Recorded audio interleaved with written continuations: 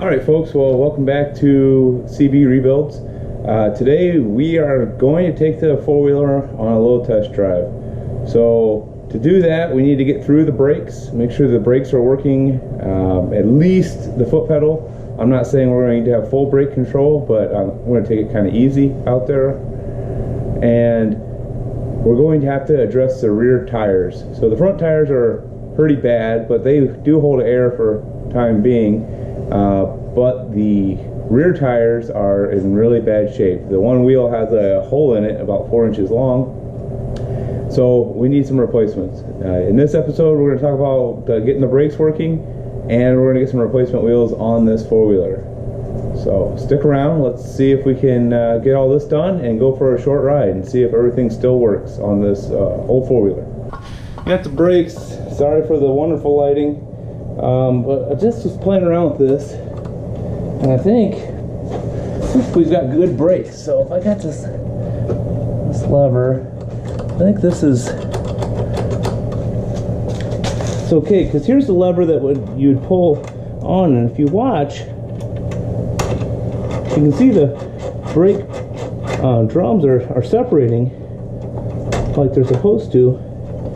I just think we've got a corrosion issue here. So here we've got the drum, and this is just a caliper from discount tool store. I'm going to try to shoot it right across to get the most accurate measurement, and I'm just going to use the back side of the caliper, so that would measure the inside. So right there I've got, if you can see it, 139. So the max is 141, so we got maybe 2 millimeters of braking left. I know they don't make parts for this anymore, so it might just be what it is. We might be able to find some more braking material. I'll have to do some looking. I haven't looked into it any further than just what we're looking at right now. So I think for the time being, we could probably get this thing a little bit of lube. You can see it's working though. So I think we have a problem with the mechanism over here that does the brakes. So this is very rusty. I think if we take this cotter pin out, and we might have to use the stress reliever to get this arm off. It should be really easy, but I think what we'll find in here is that this is rusted up, or we've got a problem with this cable. So this cable runs the length.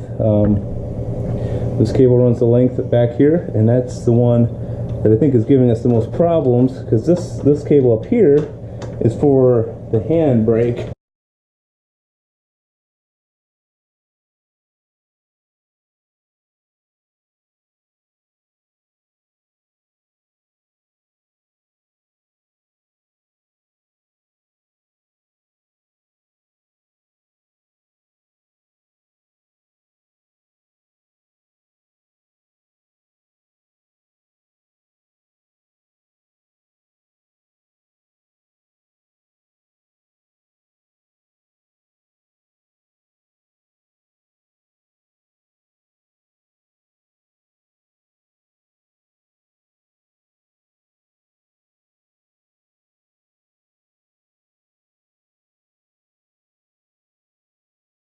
So here you can see I got the adjustment all the way out, so it is as small as possible. Let's see if we can get this drum to mount, and it mounts right up.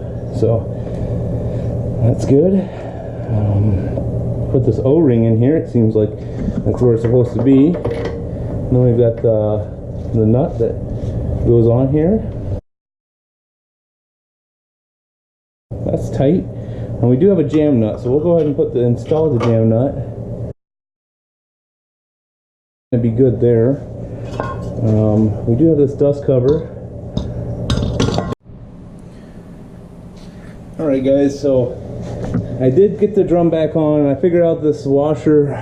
This washer right here goes on the outside. So we got the nut, the jam nut, got the spindle back on, and just to show everything's working, so I got this, you can see right here, this lever.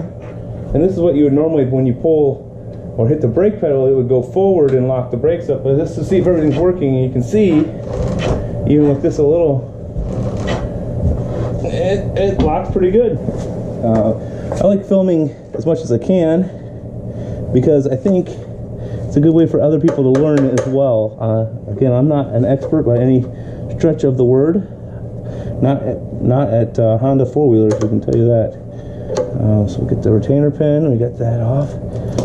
And then it's very tight. It shouldn't be this tight. It should be very easy to move. You should be able to hit it with your foot, and obviously it return with the spring. The spring is supposed to give you the return action. And I don't think the spring's that tired, so I think it's just that we've got a lot of rust in this pivot point, and that's what's getting us to freeze up.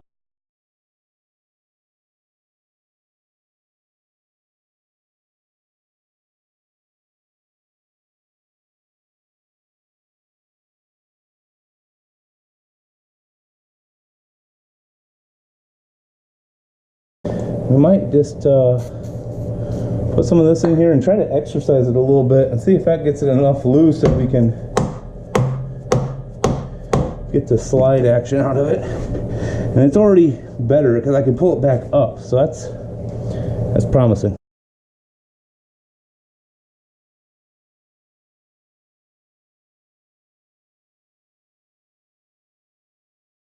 I'd say for functionality's purposes, this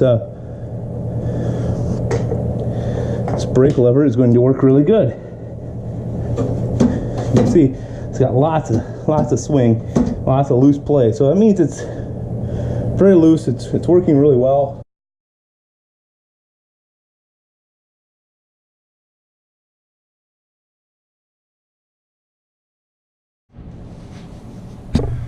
All right, so I worked with this one off camera a little bit, and you can see that it's moving really well. This is the one for the foot pedal, so I think I'm going to go ahead and reinstall it.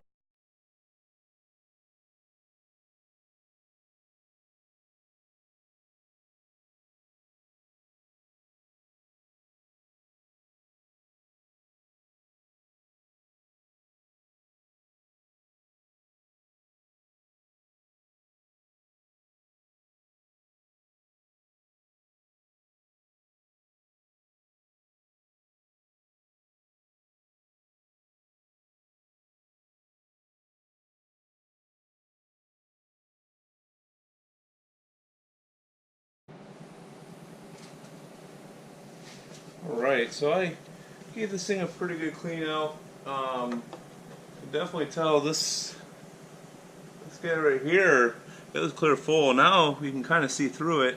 I'm not exactly sure what it's for. I thought it would have a slot in it to let the dust out, but it doesn't. It's just clear, or orange now, but you know, it was clear at one time, I would imagine. I think I found a bolt that will work, and this is got a captured nut, so we just need to put the bolt in and tighten it up. So what we're going to do is get this in here and kind of get it tightened up. I think it might need loosened up and put together, but that's something we can definitely handle.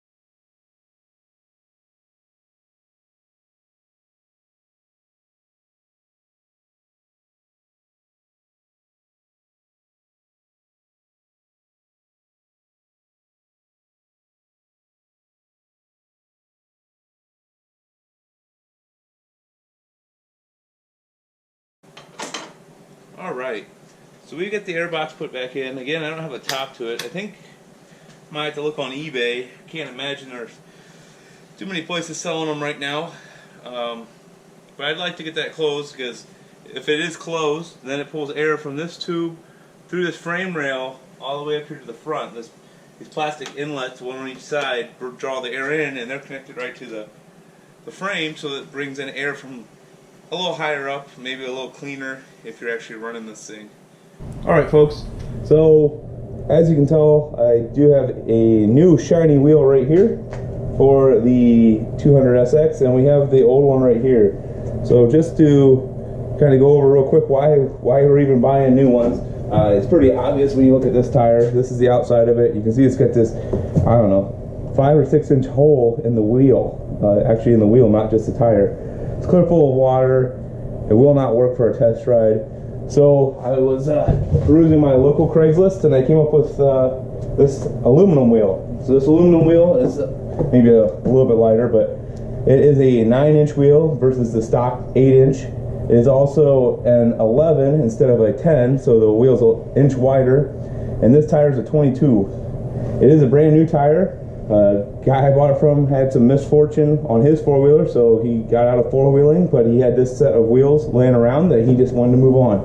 So I believe we are ready to try this out for a test run, but unfortunately today is a cold and windy day here in Ohio. Maybe not so much cold, but it is very windy. So I think I'm going to still go out for a little bit of a run and take you guys along with me.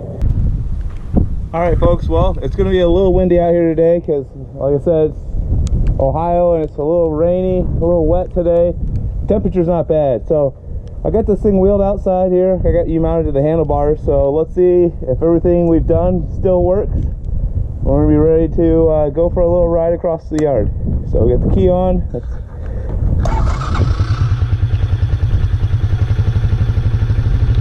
Alright, so we got it running. I'm going to hop on here.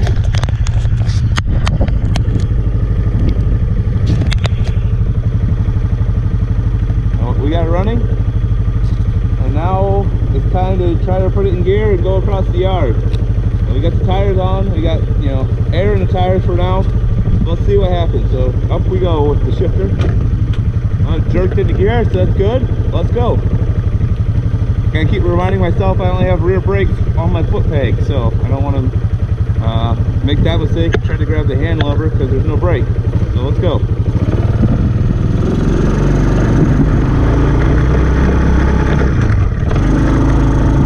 Alright, second was good.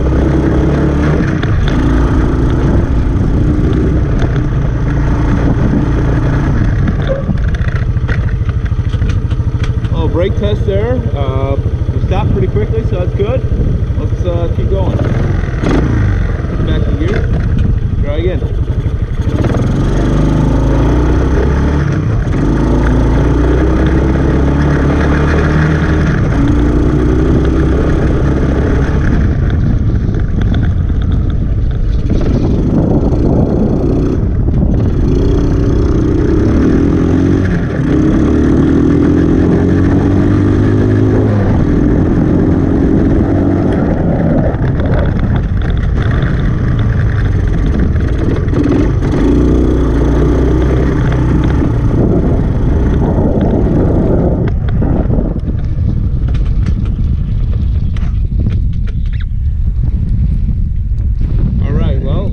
Stop, and she died, so I'm either low on fuel or I've got the air idle too low. I'm gonna go with fuel, so I don't know that I turned the fuel back on. I got pretty excited about getting out here and riding, so I don't know that I turned the fuel on before our test ride. So let me check and I'll get right back with you. All right folks, well, checked out, the fuel shutoff was on, so we were out of fuel. Even though the filter looked full, I gave it one more look, and apparently I had left it on the off position for the petcock. So now the petcock is set to on, and we're gonna give her another go right here.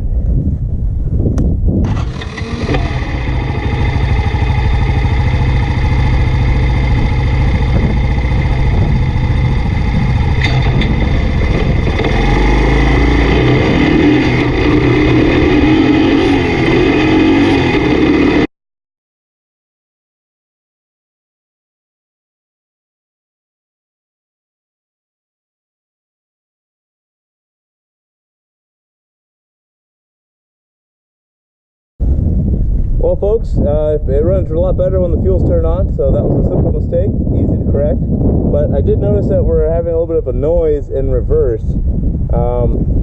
It's not necessarily due to a bad linkage or anything. I'll show you what I see. So back here, it looks like our sprocket is in pretty bad shape. I'll bring you guys right in line with it.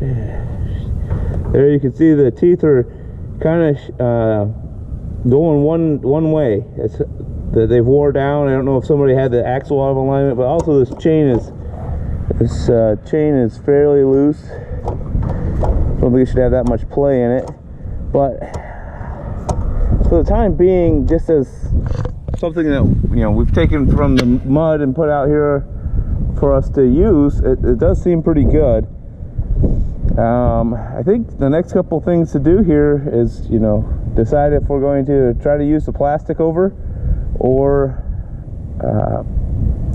what we're going to do for the body, and then either buying a new sprocket and chain or anything like that. That's not too hard to do. It just costs a little bit of money, but we've proven that it runs. It does go pretty good, get going a pretty good clip of speed. So let's see what we come up with going forward.